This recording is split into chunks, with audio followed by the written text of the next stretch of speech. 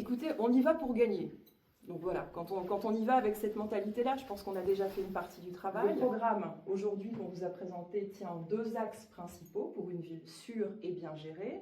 Sur lutter contre cette immigration incontrôlée qui participe en premier chef au déclassement de la ville, et bien gérée, pas de folie verte, un budget exemplaire, géré à l'euro près. On y va pour gagner.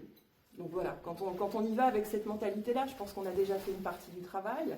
Ville de gauche, c'est vrai, et c'est un peu une aberration, et je pense que M. Le Foll devra vraiment justifier de son bilan avec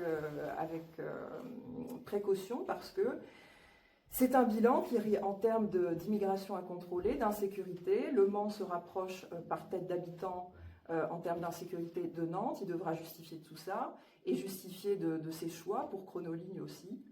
Donc je pense qu'il y a tout à fait matière à se présenter contre M. Le Foll, et en plus apparemment ils partent divisés au niveau de la gauche. Vous voulez faire un retour en arrière sur Chronoligne ? Alors un retour en arrière total ne sera pas possible, il faudra voir quand on arrivera aux affaires où en seront les travaux, parce que pour le moment c'est quand même un petit peu la guerre des tranchées.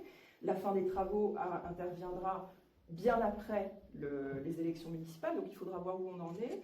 Mais en tout cas, nous, nos priorités pour gérer Chronoligne, ce sera garantir l'accès au centre-ville, garantir que les gens puissent se garer, parce que quand on ne peut pas se garer ou qu'on doit payer des prix fous dans des parkings privés pour faire ses courses, eh bien on ne va plus faire ses courses au centre-ville.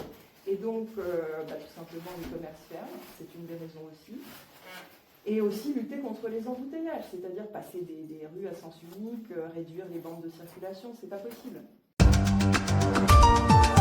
Actu.fr